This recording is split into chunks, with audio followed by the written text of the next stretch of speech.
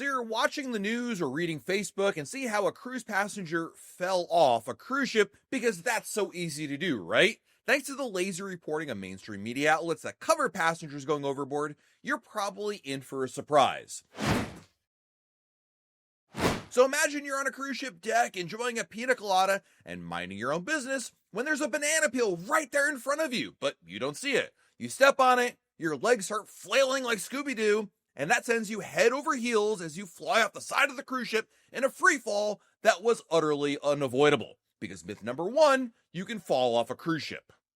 The chances of falling overboard on a cruise ship are extremely low. First of all, deck railings on Royal Caribbean cruise ships are at least 42 inches high, which comply with the Cruise Vessel Security and Safety Act of 2010. In addition, there are thick metal or plexiglass panels or metal bars that are positioned under railings to prevent people from slipping through. When there is a man overboard situation, the media usually reports on it, and that really leads people to believe this myth that you can simply be minding your own business and literally fall off the side of the ship. The reality is those railings are around chest high to ensure that people can't do that and to prevent somebody from slipping and falling overboard.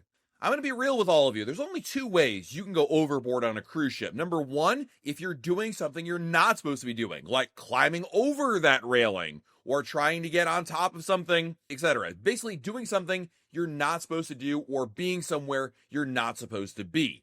The other way is, of course, if you jump, and in all reality, that is how the vast majority of people going overboard a cruise ship occurs. People are jumping, unfortunately, and it's not something we like to talk about, but it's the reality that people, unfortunately, for whatever reason, decide to jump off the side of the ship. I've been covering Royal Caribbean cruises for over a decade and reporting, unfortunately, on a lot of these incidents, and the media just simply doesn't care about if they jumped or fell, so they use the word fell because it's a lot more eye-catching. It gets them clicks and views because at the end of the day, when someone falls overboard, it just is going to get them a lot more views than if somebody jumps overboard because it's scarier if you were to fall, and that's where the media is all about, scaring you. The chances of a cruise ship passenger going overboard are really low, but it does occasionally happen. In a report from the Cruise Line International Association, CLIA, there were 212 identified overboard incidents between 2009 and 2019. Of those incidents, only 48, or about 28%, were successfully rescued. Around 71% go overboard and are sadly never recovered or located. So essentially, if you're going on a cruise and you're worried about falling overboard, all you have to do is follow the rules, remain in control of what you're doing, basically don't get really drunk, and you'll probably be totally fine in terms of not having to worry about inadvertently falling overboard from a cruise ship. Myth number two, you're entitled to a refund or compensation for missed ports, and that's definitely not true. So you're booked on a Royal Caribbean cruise and you're supposed to go to places like San Juan, Puerto Rico, La Badee, Perfect Day, Coco Key, Rome, Italy. I mean, it doesn't matter which one it is. You have this cruise scheduled, and then a day before the cruise, a week before the cruise, a month before the cruise, whenever, Royal Caribbean sends you an email saying, hey, we're not able to get there because of whatever reason, political situations, bad weather, somebody ran out of hair cream, and now we have to go back to CVS.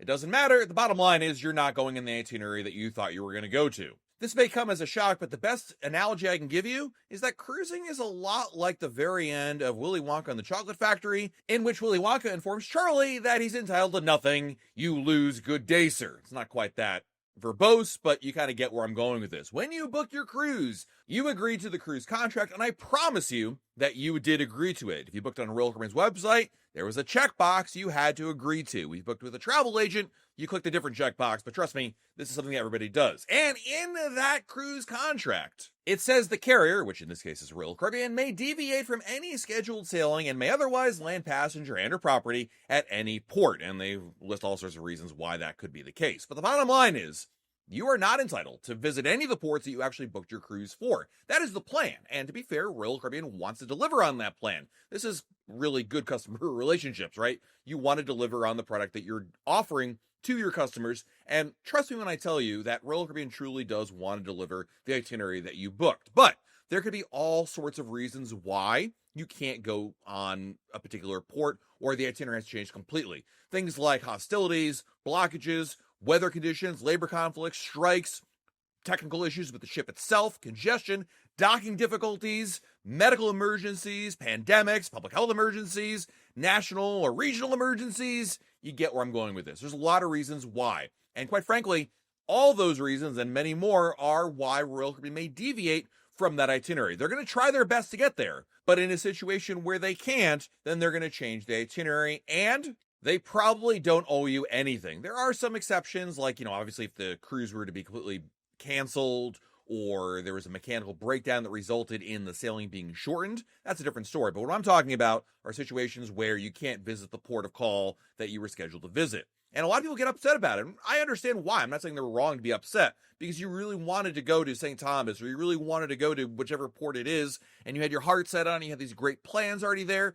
But the reality is you're not entitled to any sort of refund or compensation for it. Now, sometimes Royal Caribbean does offer compensation. It kind of depends on the situation. In a lot of cases, they'll look at basically how far in advance the change is being made and the circumstances that are necessitating it. As an example, if there's a hurricane in the Caribbean and they're making a change like a day or two before your sailing begins, that's just the nature of the beast. You're probably not getting any compensation. But if you're coming into a cruise and all of a sudden like 2 of your ports are canceled and it's a couple of months before the cruise perhaps, then in those situations, they may offer compensation because it seems to be a little more extenuating, even though they may not be required to offer it. In my experience, it's very hit or miss whether they offer compensation. I think they look at it holistically and try to figure out how bad it looks and how extenuating the circumstances may be. But the bottom line is, just because your itinerary can and could change does not mean you're entitled to compensation off the bat.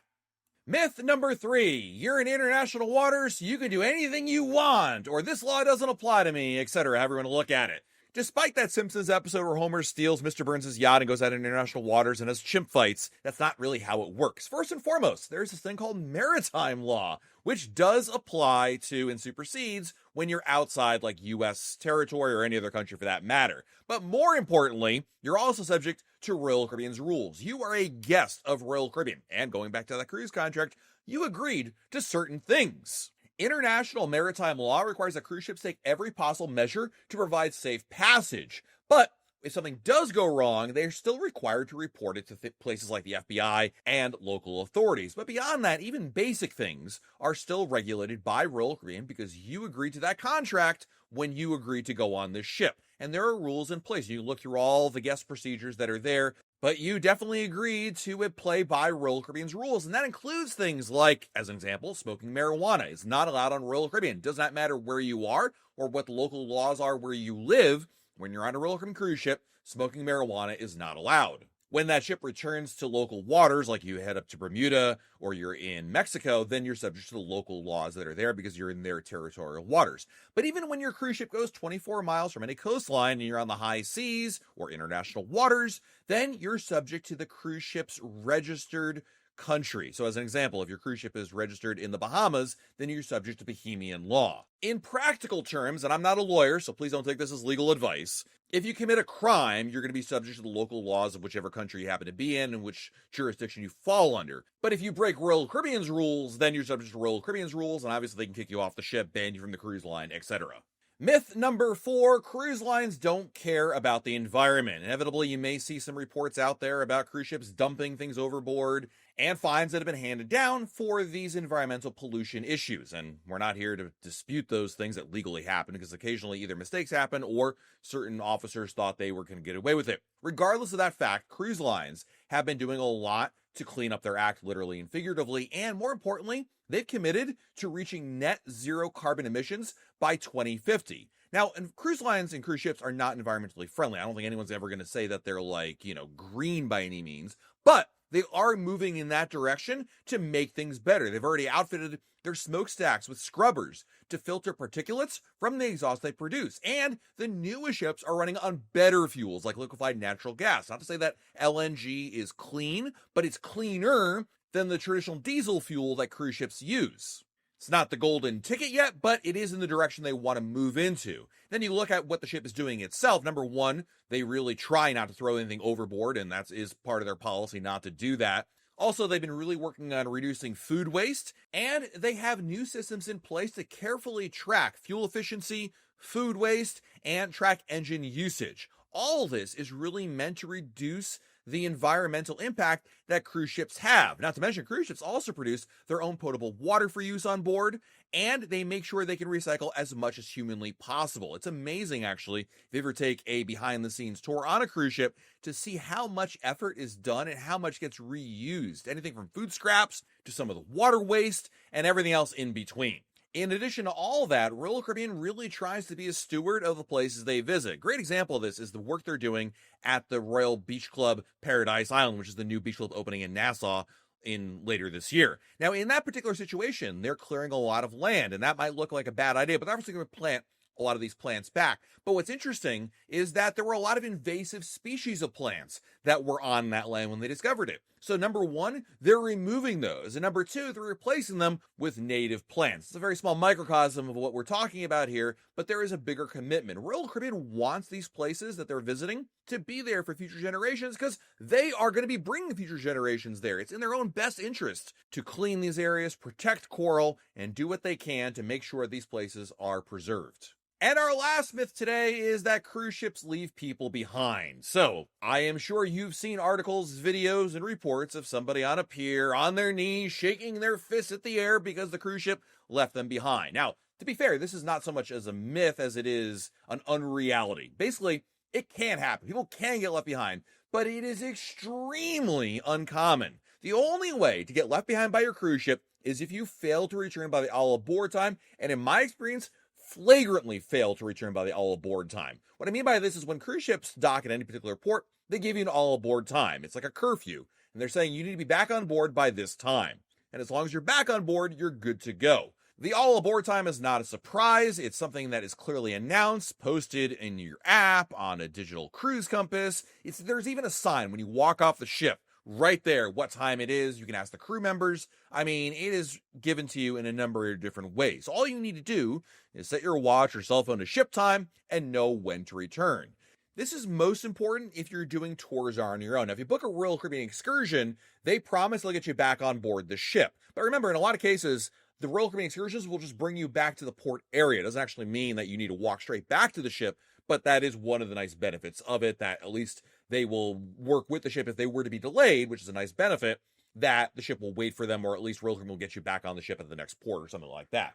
But for people to be left behind, you basically need to miss that time completely. And that happens if, like, I don't know, you're drunk in a bar somewhere and completely lose track of time. You pass out, whatever. That would be when it happens. But the reality is, it's extremely unlikely that you would miss the ship and be left behind in that nature. The key here is time management. You basically want to look what the all aboard time is and make sure you're back on board well before that. I recommend getting back on board the ship, or planning to get back on board the ship, 2 hours before the all aboard time. I figure with 2 hours, even if you were delayed an hour because of traffic or somebody had to go to the bathroom or whatever, that will still give you plenty of buffer to make it back on board. If you were truly paranoid about this, then you could do, as I mentioned earlier, and book your tours with Royal Caribbean, and they'll at least get you back to the ship. Whether or not you walk back to the ship or stop in a tchotchke shop or go to a local bar, that's on you, but at least that will help mitigate the chances even further. Now that we've cleared the air about these cruise myths, I hope that helps you out, puts your mind at ease, and allows you to settle that argument with your uncle about what the reality is of a cruise ship. Please do me a favor and hit the like button, subscribe to our channel, and turn on notifications so you don't miss out on that video, so you can best your uncle once again with the next time we hit up some of these cruise myths. This has been Matt from RoyalCaribbeanBlog.com, and we'll talk again real soon.